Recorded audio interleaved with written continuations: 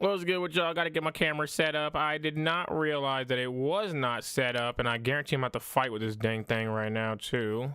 Let's see if it works right now, though. Jump right in. No, it does not work. There we go. All right, camera's on. Dark as heck in here. Let me turn my light on real quick. Oh, my gosh. Thought I had this on. Boom! There we go. Whoa, that was bright as hell. What's good with y'all? What's good with y'all? What's good with y'all? It's an AEW Dynamite recap. Oh my gosh, this Dynamite was amazing. This Dynamite was amazing. If you see the thumbnail, you know exactly what we are talking about. My bad, y'all. My eye has been bugging me for the past couple of days, but y'all know exactly what we are talking about. For those of y'all that are over on TikTok, we live on YouTube. Come slide through AEW Dynamite recap. This was beautiful. This was a beautiful dang show. Also, I do want to talk about another thing AEW related. That is the Tony Storm, Renee Paquette storyline. The interview as well.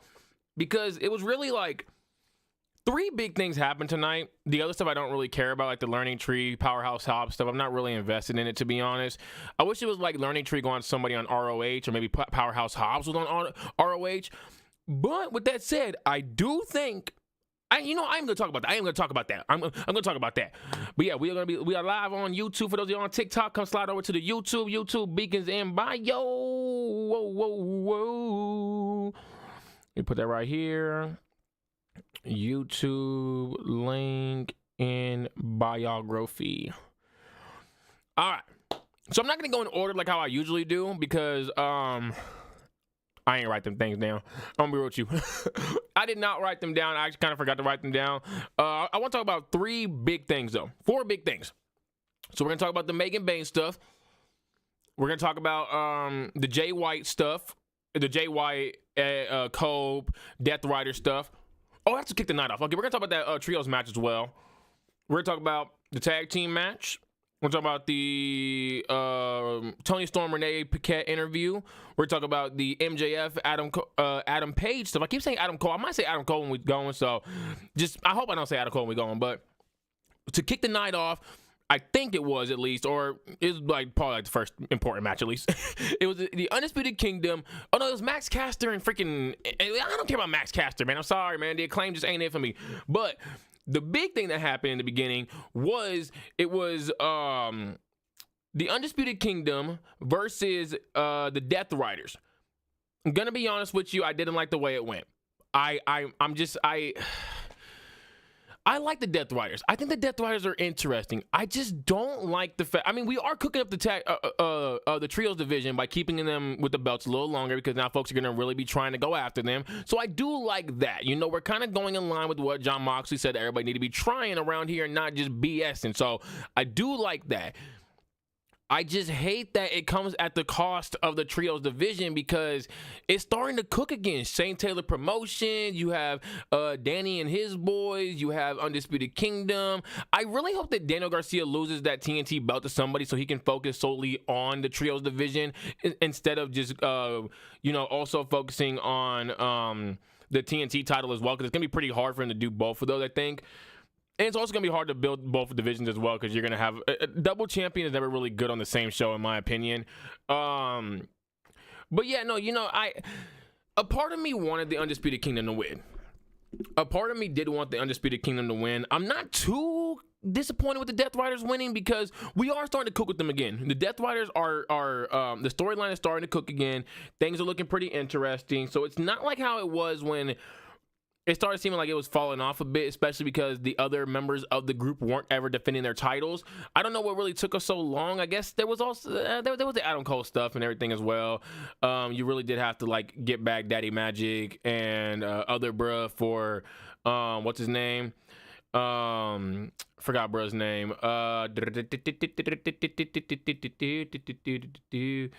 But I rather not subscribe to a whiner. I mean, you can shut your. Never mind. We know what WWE is already, man. We already know WWE racist as hell. We ain't even got to go into that.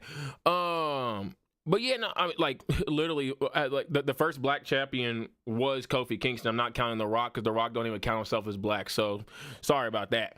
WWE champion, just to make that clear. But yeah, no, we had Undisputed Kingdom losing, and I don't like it. I don't like it. I feel like they should have won that. I feel like it would have been perfect for them to win it right now, because I think not only could you have helped out the Trios division by putting the belts on them, I think you could have also helped out ROH, because I said on my TikTok that ROH had Undisputed Kingdom won. ROH could, they could have went to ROH to go feud with Shane Taylor Promotions, and that helps them because now you're putting big names over there. Everybody's gonna want to go see Adam Cole. Adam Cole is an ROH legend as well. It's just so amazing for them.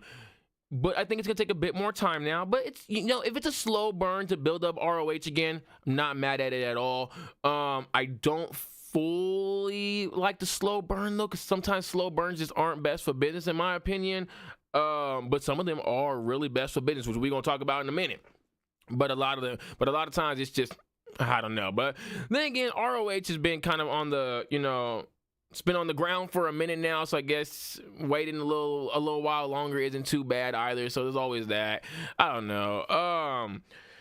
But yeah, I just kind of wish that Undisputed Kingdom would have won. Death Riders winning, like I said, it's not bad if it does continue to lead to them actually challenging more, and maybe this leads to more and more teams going at the Death Riders as a total, as a whole, and not just at the Trios champions, but also going at Jon Moxley as well. I'm wondering where does Rated FTR fit in this whole entire thing though, because they are a trio. So are they going to be going for the Trios belts while while Jay White is going for while Jay White is going for the championship? If that happens, cool. It's just, I don't think it's going to happen, because I don't think Cope is really at a place where he can continue to be wrestling like over and over and over. I don't think that's the case. So yeah, I don't know. But hey, I am super excited to see. I don't know what the heck my computer's doing. I'm super excited to see though where this goes to. I'm super excited to see where this goes to. Super excited to see where this goes to. I have faith that the Trios division could get revived again. You have Rated FTR there. You have Shane Taylor Promotions there. You have Daniel Garcia and his boys. You have Undisputed Kingdom. You have the Death Riders. And I think I'm forgetting some. Well, you would have had House of Black had Malachi Black actually stayed around. Damn, it sucks that Malachi Black left at a time like this too. Right when the Trios division, it's crazy how the Trios division gets built back up when Malachi is reportedly leaving. Well, actually did leave now. That's crazy. That's petty, man. I said it on my TikTok that WWE and AEW are so petty to each other, and it does hurt the wrestlers, but like, this is petty, man. Right after this guy leaves, hey, that Trios division, don't we have Trios belts for that? Oh, maybe we should rebuild this. And it's looking like it could get rebuilt. I wouldn't be surprised to see the Trios division actually start blossoming again in 2025 and really, be on the map again like it was a few years ago. But yeah, you had that happen, and then we got into like I said, I forgot to write stuff down this time, so I don't really have like a full recollection of things that happened. I think it was a Toni Storm segment though, where she was just kind of speaking about, what was she speaking about? Just speaking about her match heading into Australia against Mariah May. The interview though with Renee Paquette is what really got my interest. Is what really piqued my interest, was that she said something very, very important. Women's wrestling is taking over. This is this time. This is a time period where you can make a case that a lot of the best champions in all the promotions are women's champions. The biggest champion in ROH is Athena. The biggest champion that was in TNA was Jordynne Grace. I think she's bigger than she was bigger than Nick Nemeth. She was bigger than Moose. She's still I think she's still bigger than Joe Hendry in my opinion as well. Then you had NXT. It was Roxanne Perez running NXT. WWE, one of the biggest names in WWE is Rhea Ripley. And one of the biggest names in AEW, who I really feel is, I don't want to say carrying AEW, but she's really playing a part in carrying AEW is Toni Storm. And the Toni Storm Mariah May feud, I've already said, is the best feud in AEW's history. It's the best feud in women's wrestling history, and it's one of the best feuds of all time. And Timeless Toni Storm is just one of the best characters that I've seen in a very long time. I think it's better than the likes of The Man. I think it's better than the Tribal Chief. I think it's better than the American Nightmare. I think it's better than MJF's Devil character. I think it's better than Cowboy, Cowboy, Hangman Adam Page. I think it's better than a lot of the big characters you could pull out. And it's crazy that we've gotten to this point where women's wrestling really is carrying a lot of these companies. Like, the biggest stars are women, or at least one of the biggest stars in like the top 3 are women. And I hope now that we can get to a point where women are getting more matches on the show. They're getting more segments. They're getting more promos. They're just being given a lot more screen time. And that's kind of what Toni Storm was alluding to, was that, that's the next goal, basically, is that we need to show these companies that not only are we running this, that everybody's aware that we're running this, but now you guys need to be aware that we're running this and really show us off more, because AEW's women's roster is stacked. I think NXT's women's roster is way better than its men's roster. I think the Raw and SmackDown rosters, women's to men's, I think are pretty much equal. TNA's women's roster is better. ROH's women's roster is better. And I think it's about dang time that we start, showing this and showing that we not only can see this, that like the heads of all these companies, the Triple H's, the Tony Khans, the Shawn Michaels, the Tony Khan, I guess, for ROH, and I forgot who's in charge of TNA, but that they can start seeing it as well, so we can get more women's matches, because they are running it right now. And I think that's very, very obvious to see. You can say what you want about some of the women's matches. I've already said before that a lot of these women's matches, the only reason why they don't look as great as the men's matches is because they don't get consistency. And when you don't get consistency, you cannot perform to your best. Like I said on a live earlier on TikTok that a hypothetical situation. Lyra Valkyria gets a match the first week of Monday Night Raw. Then it's Io Sky the next week. Then it's Dakota Kai the next week. Then it's Lyra Valkyria the week after. She has gone 2 weeks without wrestling. 2 weeks without wrestling. We going on to the 3rd week without wrestling. How can you be consistent like that? Now let's look at the other women. How can Zoe Stark and Shayna Baszler be consistent when they're not getting consistent screen time? How can someone like Tiffany Stratton continue to improve if she's not getting ring time? She gets some promo time, but she's not getting any ring time. How can someone like Nia Jax, who we all claim is so not injury prone, but prone to injure people and all that, how can she continue to work on that area if she's not getting the screen time to continue to work on that, the ring time to continue to work on that area? How can we continue to build up someone like Bianca Belair? How can we continue to build up the potential Bianca Jade feud if we're not showing them off? Same thing with AEW's women's roster. How can we continue to show off the likes of Chris Statlander, Willow Nightingale, Megan Bayne, Mercedes Moné, Harley Cameron, all these women? How can we show them off? How can they improve, and how can we show how great they are if they're not getting consistent screen time, specifically in the ring, segments as well though, but specifically in the ring? If this revolution does happen across all brands, AEW, TNA, ROH, NXT, Raw, SmackDown, if all the women start really showing out, if all the women start applying pressure to these companies, that's when things are going to get better for women's wrestling. That's when we're going to see a lot of these women really excelling. I don't know if this eventually leads to a women's wrestling company. I don't know if this leads to in America, I guess, because there's Stardom and Marigold and TJPW and all that. But does this lead to a big women's wrestling company in America? I know we have AJ Lee's, I don't know if it's a former promotion or she worked with it, something like that. Does that become a bigger promotion? Do these companies start having women's shows where maybe an AEW has a women's show that happens somewhere in between Collision and Dynamite? Maybe that would have been a good thing to do with Rampage. Does WWE officially open up a third one where it's just women, or more women, less men? And does AEW do the same thing? Does TNA do the same thing? Does ROH do the same thing? Does NXT do the same thing where it's more women, less men? How their main shows are more men, less women? I think that's a very real possibility that we could see something like that, because I think a woman's only show might not do the greatest. Because like a men's only show wouldn't want to do the greatest. You want to see different, just different things throughout the entirety of the show. And I'm gonna be real, there's some of them men and some of them women I just don't want to see on the show as well. But speaking of women, specifically one Megan Bayne. She had a match tonight with Penelope Ford, and then Chris Statlander had a match with some jobber. Shout out to that jobber, I guess. You got your screen time. Shout out to you. And what happened next was, what was it? Megan Bayne versus a jobber? No, it was Megan Bayne. No, it was Megan Bayne versus a jobber. Penelope Ford versus Chris Statlander. There we go. It was one of the two, but basically, whoever Chris Statlander fought, I can't remember who she fought. Whoever she fought distracted her, pushed her out of the dang ring, and then here comes Megan Bayne to hit her with an F5.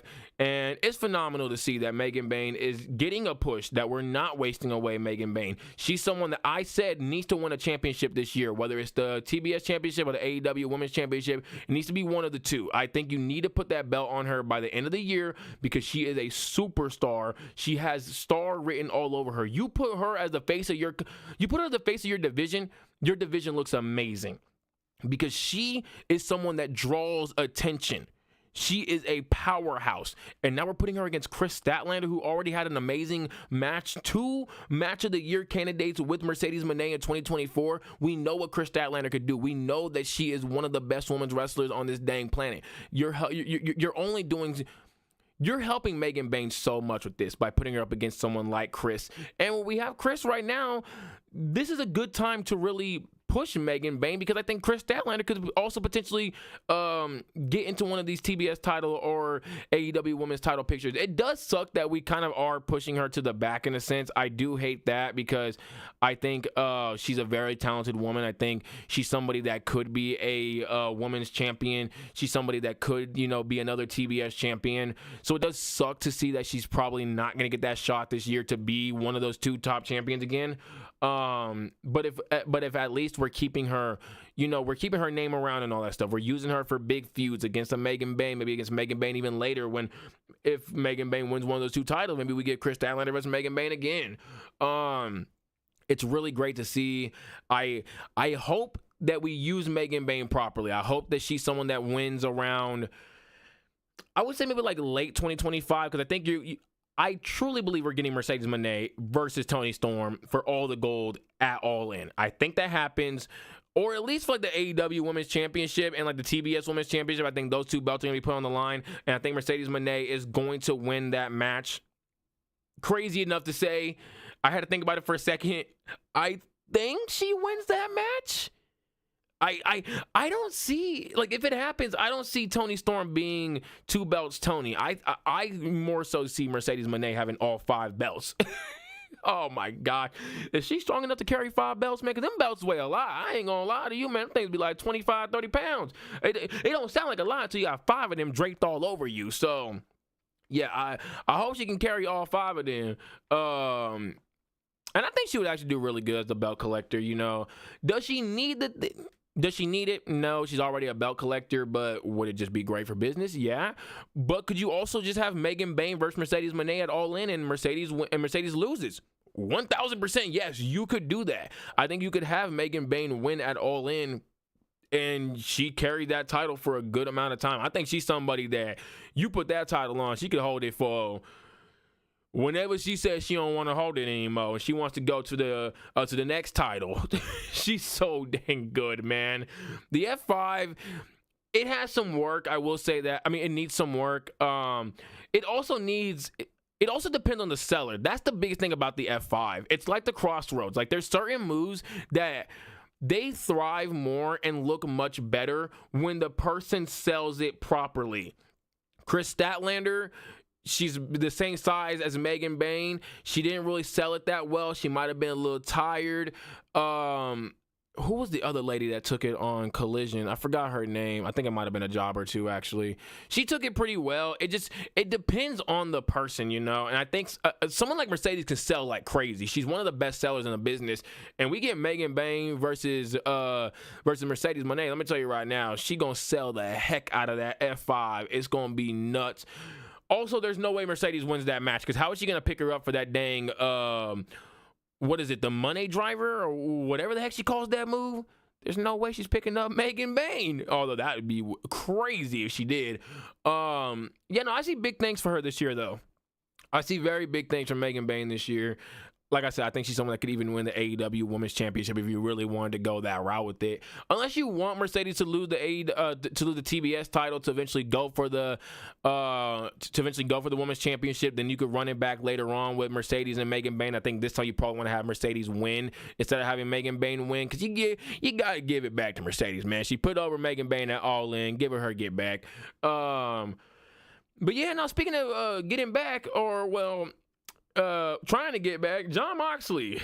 Once again, this dang AEW championship got stolen by none other than the sneaky little hands, the sticky little fingers of one Jay White. This man, all he does is steal belts. If only he could win one. If only he could win one, that'd be freaking nice, man. This guy just steals belts every single damn time. He stole He stole MJF's belt back in 2023. Now he's stealing Jon Moxley's belt. You know what that means? In 2027, he gonna steal somebody else's belt. Let's see, we got MJ, oh, they got like similar name schemes here. All right, whoever got a J and an M in their name, maybe even an F, maybe that's the way we go next time. So it's not JM, it's like JF, or like MF. Yeah. Whoever got that in their name, you're probably going to get your belt stolen by Jay White. He's still not going to win the dang belt. But we did get, finally, we are getting Cope versus Jon Moxley. We're going to be getting it at Revolution. I kind of would have preferred if Cope would have just broke open the suitcase and then just found out that there was nothing in there. That would have been funny as heck to me. I kind of would have liked that a bit more. But, I mean, I don't mind... the Death Riders going crazy on Cope and White, and then White and them are able to get, they would get their comeuppance. I forgot exactly what that word means, but it basically means exactly what I'm trying to say. But yeah, they were able to get theirs though. And then, it's leading to a pretty cool match at Grand Slam. We did get it confirmed that Toni Storm, Mariah May will be main eventing Grand Slam, and I'm so glad for that. I don't know how hyped I am for Jay White and Cope versus Mox and Claudio. I'm not too hyped for it. I mean, the styles do mesh. They mesh very well.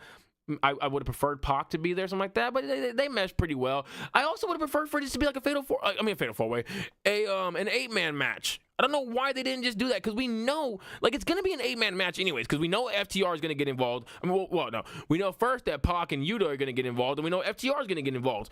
Why not just make it an 8-man match? That felt dumb to me. I think they should have just, confirmed that tonight there was going to be an 8-man match instead of a tag match. It's just whatever to me. But yeah, it's cool. It's cool. I'm not too hyped for the match. I guess this is probably their way of saying we don't want to have a championship match here, because usually more often than not, the AEW World Championship is the one that main events the show. So you want the AEW Women's Championship to be able to main event the show. I get it. I'm glad we didn't get Moxley versus Cope here. It would have been really, really bad. But I mean, hey, you know what? It's a cool tag match. I don't really care for it too much. But the tag match I did care for was the Guns Up versus the Hurt Syndicate. Really dang good match. And I'm glad we did not squash them. I'm so glad that we did not squash the Guns, man, because that would have been really bad. Like how they did Private Party, that was nasty. I'm glad they did not do that to the Guns. You had Lance Archer and Brian Cage come out afterwards. Looks like we're really heating up this tag division. They got to main event as well, which is great. They were the main event of the night. This is what I was hoping for the tag division, was that they'd be able to main event more. And with Bobby Lashley and Shelton Benjamin and MVP, so the Hurt Syndicate, with them, I think this tag division is going to get a major push this year. It's going to look much better than it has looked in the past, because of the fact that you have stars at the top, and not just stars, but you have big name stars. You have guys that are loved by wrestling fans, and specifically Shelton Benjamin, someone that's never been used right in his former company. And then, Bobby Lashley and MVP are also pretty loved as well, because the Hurt Business, Hurt Syndicate. So this is really good for tag wrestling. And they put on an absolutely fantastic match. The Guns are still one of the best tag teams on the roster. I really hope that they're able to get those belts back at some point. Looks like Lance and Brian Cage are going to be next. I assume that match is going to happen on Dynamite or Collision. I think it should happen on probably Collision, maybe. But it's gonna be a good match regardless. I hope this doesn't really lead to any kind of what am I looking for? What's the word I'm looking for? I hope this doesn't lead to like the Hurt Syndicate somehow getting involved in the Don Callis story and all that. Just keep the rest of the family out. Keep Mark Davis and all them other boys out. We don't really need all that going on. It's just it's gonna be doing too much, especially with Will and Kenny kind of feuding with them right now. We know Kenny and Takeshita are likely gonna be feuding with each other. We know that Will and Kyle are still gonna be feuding with each other. So we don't need all this extra stuff, man. Just no. Keep everybody else apart. Lance and Brian Cage are definitely gonna be losing whenever they get that title shot. It's fine. Don't have anybody get involved. Do not have anybody get involved at all. My goodness, man. But the biggest thing that happened tonight, my favorite thing, absolutely beautiful. We are finally getting MJF, Adam Page. I'm so happy for this, man. It's been a long time in the making, 5 whole dang years. This one right here is really for the diehard AEW stands, the AEW day oneers, which I'm not one of them. I will admit that. I didn't even know about AEW until like 2022, 2023, somewhere around there, because I'd heard CM Punk with somewhere. I was like, he went to where? I dead ass thought it was like an ROH TNA kind of thing. I was like, oh, it's probably like one of like the smaller companies. But like, oh no, it's a big company. I ended up checking it out a little bit. I wasn't like stuck on AEW around that time, but I went back and watched a lot of stuff. Eventually, I went back and watched a lot of stuff. Like this past year, I went back and watched a lot of stuff. The Moxley, Hangman Adam Page feud, the Hangman Adam Page, the Elites feud, MJF versus the Inner Circle. MJF and the Inner Circle. MJF versus the Inner Circle. Goodness gracious. A lot of MJF and Punk. I watched a lot of. What did I recently watch? Not recently. It might have been Moxley and Omega, and I watched that on the freaking shows on Max. So I watched something recently. I can't remember exactly what it was, but it's. This is for them. This is for them. This is for the day oneers. This is for the people who have been holding out for years upon years for this feud to finally happen. And it finally happened. And I'm so glad that it did, because this is not only great for me, because I think these two guys are the John Cena, Randy Orton of this company. I think they're going to be two of the biggest stars of this company going forward for the next however many years. But I think this is also good for y'all, because like y'all, what was I saying? I blanked on what I was going to say. This is just good, though, as well, because it allows MJF to be in a big storyline.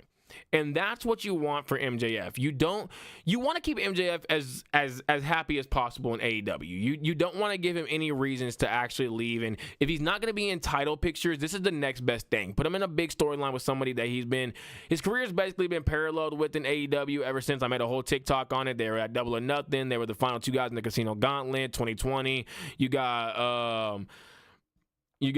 Hangman Adam Page teaming with the Elites. You have him and Kenny working together. That was a big idol for him. You had MJF turning on Cody. That was also one of MJF's big idols as well. And then 2021. What was that? 2021. 2021. You had MJF and the Pinnacle forming, going against the Inner Circle. And then you had Hangman Adam Page getting kicked out of the Elite and working with Dark Order in a sense. And it's funny because he's kind of always been like a part of Dark Order, but not really a part of them, because like he never really like classified like an official member. But you had them going against the Elite. Then 2022 comes around, and you have MJF feuding with CM Punk and Wardlow, so he wasn't really able to go for Hangman Adam Page, who was the AEW World Champion at this point. Then you have 2023 where MJF is the World Champion, but because Hangman Adam Page was feuding with Moxley and all this, and not only feuding with Moxley, but coming off that whole big feud with Moxley and then going into a feud with Swerve, he couldn't ever get back to the AEW World Title picture. And in 2024, both the guys were hurt, so you really couldn't get any of them. You couldn't get either one of them into any kind of like mess with each other, because when they came back, Hangman Adam Page had unfinished business with Swerve, and MJF had unfinished business with Undisputed Kingdom, more specifically Adam Cole. I also love the fact that these guys have been going heel face back and forth for the past 5 years. It also now, even though it kind of sucks that you went this way, it kind of makes sense as to why when when Adam Cole came back, he was the face, MJF was a heel, because in Swerve Page, Swerve was technically the heel and Page was the face, although I never really took it like that, to be honest. When I seen them feuding, it looked more like Page was the heel, but I mean, I guess whatever. I think you could have spun it in that direction, though, no, because you had Swerve trying to end Bryan Danielson's career, so yeah, he had to be the heel. But yeah, no, these guys have been destined to face each other at some point. We just didn't know when exactly it was going to happen. Now it's finally going to happen. I'm like I said, I'm happy for all the AEW day oneers, man. Y'all are finally getting, a big payoff. For people like me who came into AEW a little bit later, but were able to go back and watch a lot of the stuff, it's also great for us, man. It's also great for us because we get to just see that, we get to see this amazing feud between two guys. And what this does, too, for AEW is it shuts all the dumbasses up. Pardon my language, man, but it shuts them all up. All the people that said AEW can't do long-term storytelling, AEW can't do storytelling in general. This shuts the whole thing up, man. When you look at the entire history of MJF and Adam Page, this is storytelling at its finest. When you look at Tony Storm and Mariah May, it's storytelling at its finest. I think what AEW does is that they don't focus so much on storytelling, which is fine. Sometimes you need to focus more on the wrestling because at the end of the day, this is wrestling. But when they lock into a story, the story is absolutely amazing. It's absolutely amazing, man. MJF and CM Punk was an amazing story. MJF and Adam Page is an amazing story. Tony Storm, Mariah May is an amazing story. Will Ospreay and Kenny Omega is an amazing story. Will Ospreay and Kyle Fletcher is an amazing story. When they really lock in, it's absolutely amazing. But like other times, they just kind of chill. They just kind of leave it chill. They kind of just, I don't want to say like they like half-ass the story by any means, but it's not the super deepest storyline with some real deep, long pause. It's not some like long backstory for the storyline. It's just very, like, hey man, these two dudes don't like each other that much because of X, Y, Z, and that's that. And that's fine. That's fine. Not every story gotta have some, these guys are feuding because back in March 5th of 2014, you see one dude slap the other dude's mama. We don't need all that. We don't need not every storyline needs that, man. When you first pick up a book, you don't always get all these, like the main character will have like some deep backstory, but a lot of these characters, not every one of them has some deep backstory that took place before the dang book or took place years ago. It might have been like just a very quick thing, or even when two characters got beef with each other, it's not always because of like, something that happened 10 plus years ago. Usually because they just don't like each other, because their personalities don't mesh with each other. So it's like, it doesn't always need to be some super deep thing that's just 10, 20 years in the making. Sometimes it's fine with just like that same day. Heck, how many of us have played WWE 2K24 or any of the 2K games and literally played my GM mode, and one of our wrestlers came to us and said, I don't like what this person did to me in catering. I want to fight them tonight. Boom. Instant feud starter. Because your GM literally says it's an instant feud starter. That's fine. That's fine. Doesn't need this long storyline. That's perfectly okay.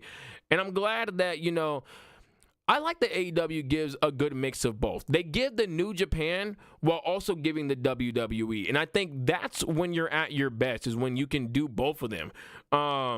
It's kind of why I've turned off, like, I won't say I've turned off from WWE because, like, I still do watch it, but, like, I haven't done a Friday night SmackDown or a Raw review because I just haven't really been, like, I've been watching, and I just haven't really been the most interested in it because the storylines, if the storyline don't hit, the match is most likely not going to hit. There's very few wrestlers in WWE whose matches truthfully hit. It's Cody, it's Io, it's Rhea, and that's kind of it unless you got a big storyline. And I guess KO. And Seth Rollins, let me not just spec the whole damn roster like that. But it's like, it's very few. It's very few of them really will give me amazing top tier matches. The rest of them, they need a storyline for the match to be better. And that's fine. That's fine. You know, this is like, compare One Piece to Bleach. That's how I like to look at AEW and WWE. I look at WWE as the One Piece, you know, super duper storytelling and all that stuff. And every one of their fights is because of this, that, and the third and all that. And then you got Bleach. A lot of fights just happen just because. And it's fine. You got some real deep stories in there as well. But a lot of it just happened just because. And that's okay. There's a reason why Bleach is called it's counted in the big three.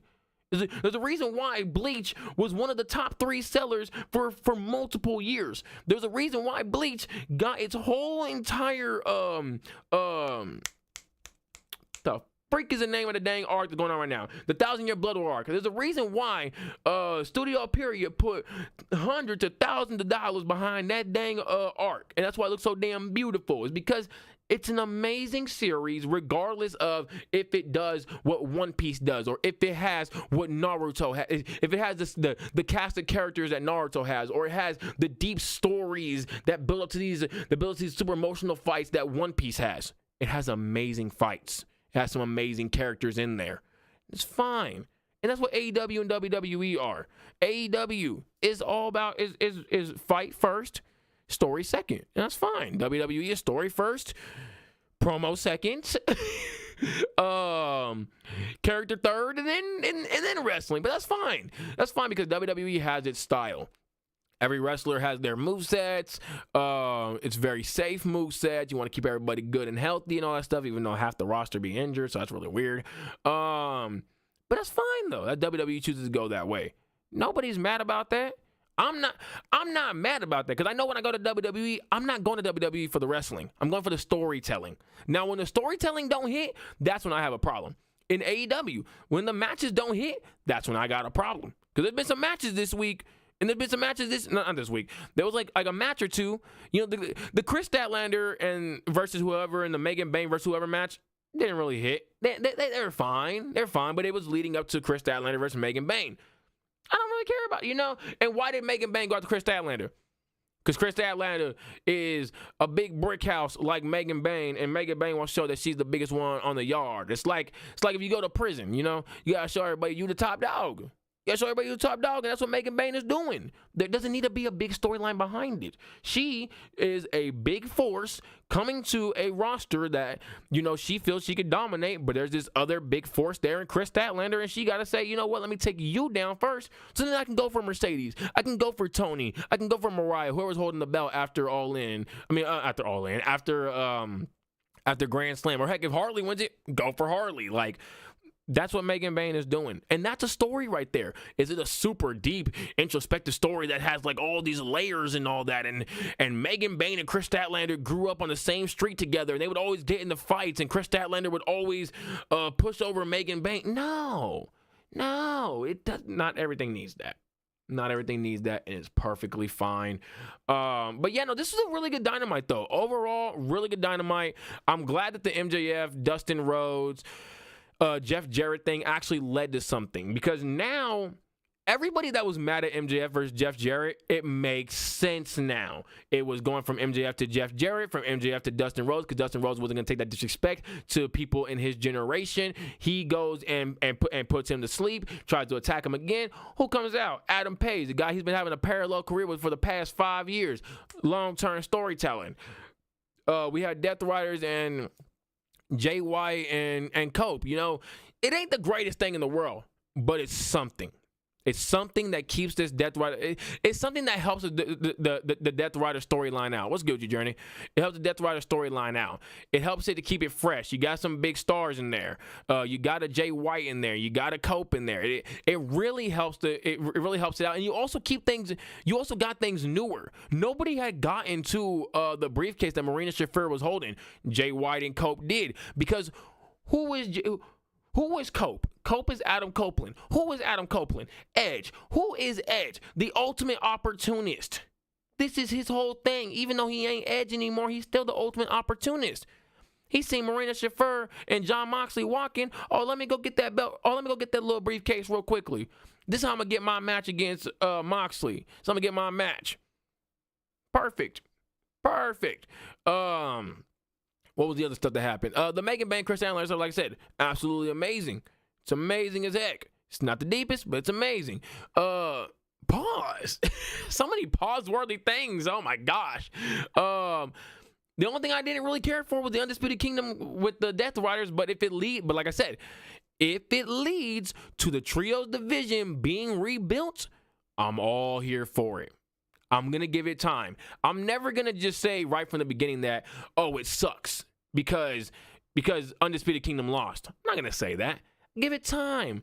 And I'm going to give it a couple of weeks. Let's see where this goes to. Probably a little more than a couple of weeks because, you got to take time for everything else. Everything else got to be shown off as well. Same thing with the tag division. We got the tag division in the main event. When was the last time that the tag team has been in the main event? I think that was Young Bucks versus Private Party. But it probably wasn't, though. I'm probably misremembering. They're in the main event. That's amazing. Mwah, chef's kiss. Beautiful. What does that mean going forward? Tag division might start getting fixed. Oh, so you tell me we're going to get the tag division fixed? We're going to get the trios division fixed? We're probably going to unify the belts? It's absolutely amazing. If we unify the belts, that helps out the tag division and the trios division. Because right now, you have the international and the continental. You have so many folks going for those two dang belts. If you unify them, now that means less of the roster can go for those belts. What do? We start breaking people into teams. Start breaking people into tag teams, trios teams. Boom. Now our trios division, our tag division look a lot better. Now we got, more folk to also go for Daniel Garcia as well. That's going to only help him out. That's only going to help that division out. And this all goes in line with what Jon Moxley wanted. Jon Moxley wanted an AEW where everybody is giving it their 100% all and really being here for the business and not just for the money. And at the end of the day, who does that help out? Death Riders. Makes the storyline 10 times better. So much better, man. It may not have been, picture perfect, but at the end goal, I always say this when it comes to a story. The ending of a story can make the entire story 10 times better. 10 times better. Eren Yeager is one of my least favorite characters seasons 1 through season 3. He's so freaking annoying. No. A little more, a little like season 1, season 2. Season 3 gets a little better. Season 1, season 2 is really dang annoying. Just the most. I would never want to be around him. I would never want to be friends with him. That's how annoying he is. By the end, beautiful storyline. Beautiful ending. Makes everything else so much better. It makes Eren Yeager 10 times better of a character. One of my favorite main characters of all time. Literally one of the biggest inspirations for my main character of my novel. And that's what an ending can do for the Death Riders. If the ending to the Death Riders is absolutely amazing, it makes the Death Rider storyline amazing. It makes Bryan Danielson's that much better. Not the Bryan Danielson. It makes the match between Moxley and Bryan Danielson mean that much more. So yeah, there's just so much there that can be fixed, and then we're also fixing the entire roster as well. Because hey, we might get some guys out of here, or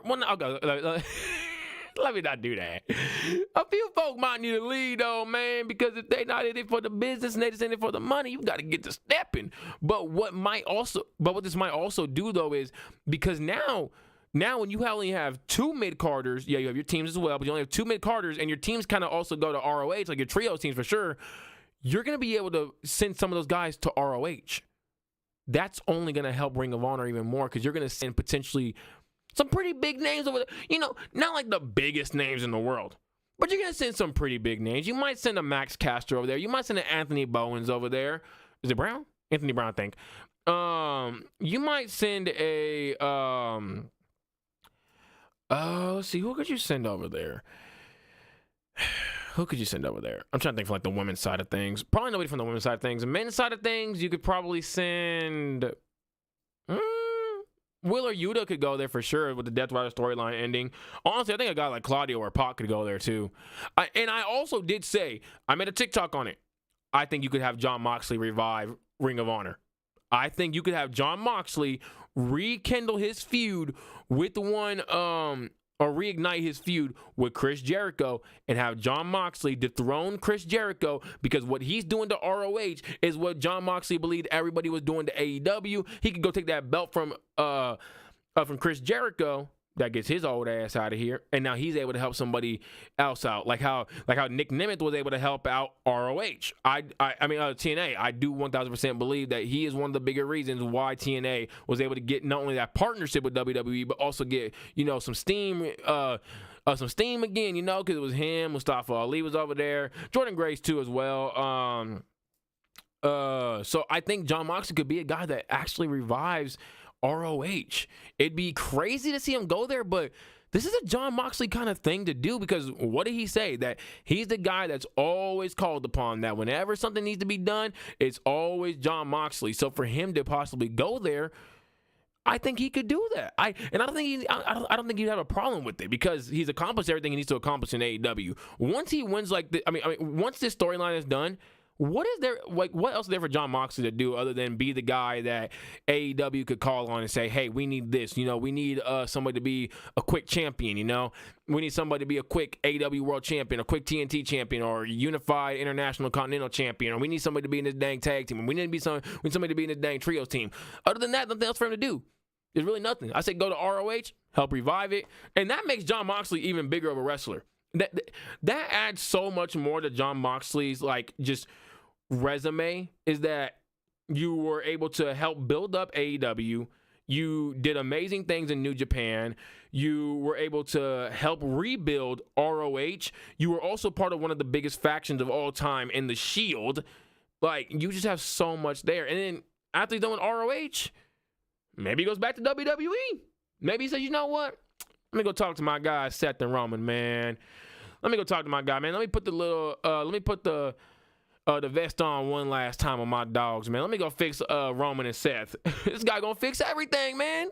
He gonna get Roman and Seth to be best friends again, man. They gonna be over here, Sierra Hotel, India, Petco, Bama, Shield. It's gonna be amazing, man.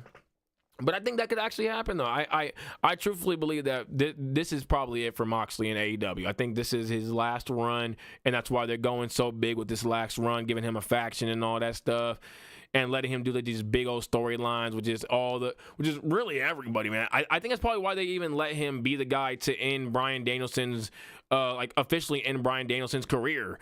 I think that's why they're going to probably put him over guys like Jay White. They're going to put him over a lot of these guys that you wouldn't expect him to be put over, and then whoever defeats him is going to be hopefully Darby Allin or Jay White, one of the two. I would like to see beat Darby Allin, because it kind of makes sense since you led up to that. Also, where the hell Darby been at? He still climbing that damn mountain? He probably still climbing that damn mountain. But yeah, no, I think that this is gonna be. I think it's gonna be an amazing year for AEW, man. We're gonna be getting the conclusion of Tony and Mariah, most likely. Let's say I have a part 3.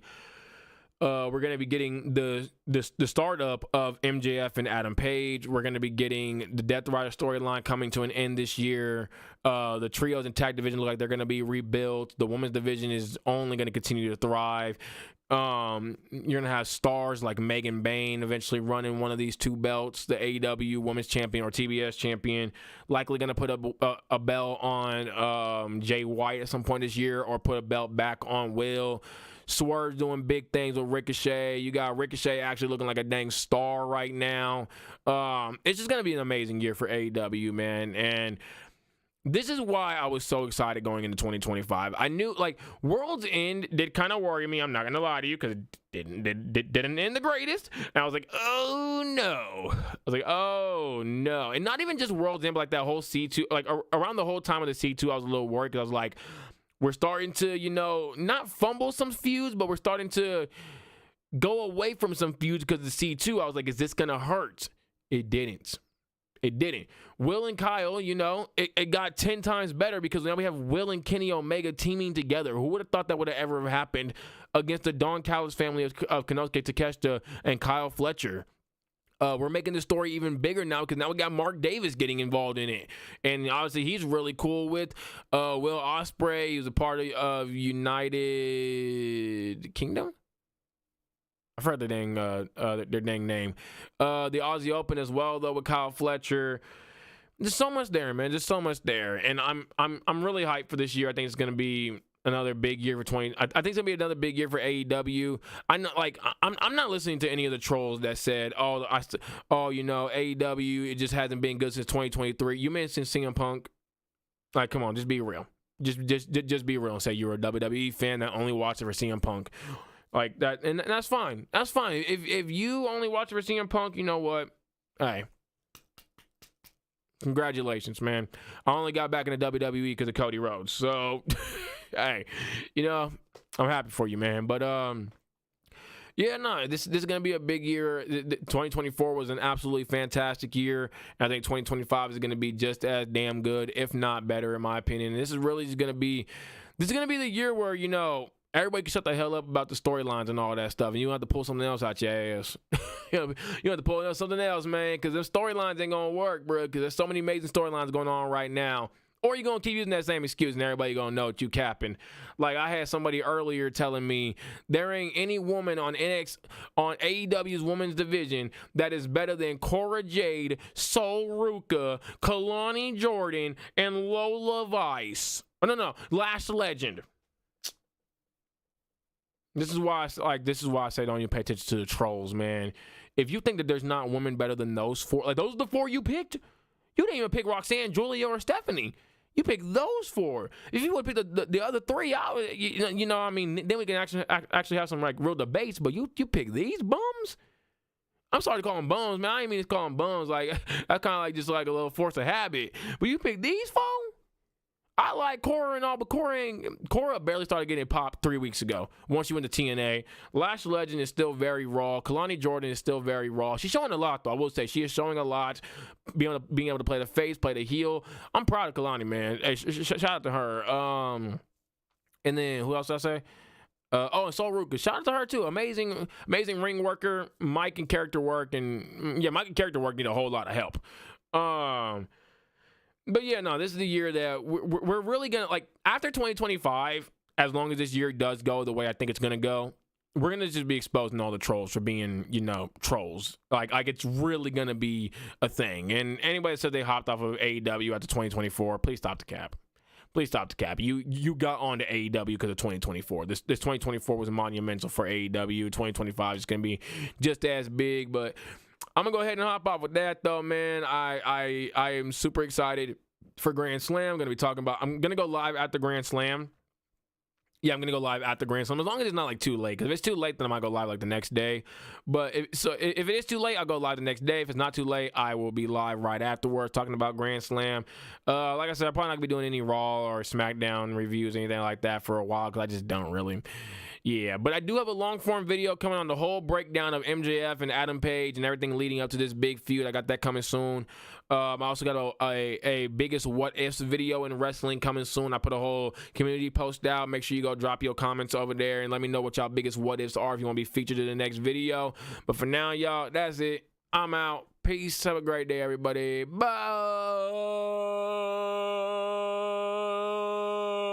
Why would this thing not stop streaming? What the fuck? What the? Oh my god, bro. Oh, well, I'm gonna have to like stop this streaming manually.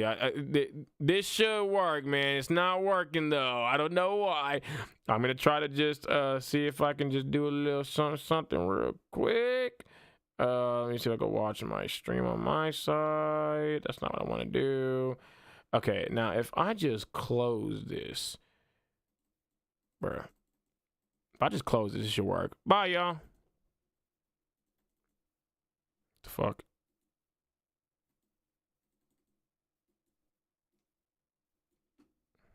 The hell? Oh my gosh. I'm having technical difficulties over here. Nothing will close. Stop looking at me. Bye, y'all.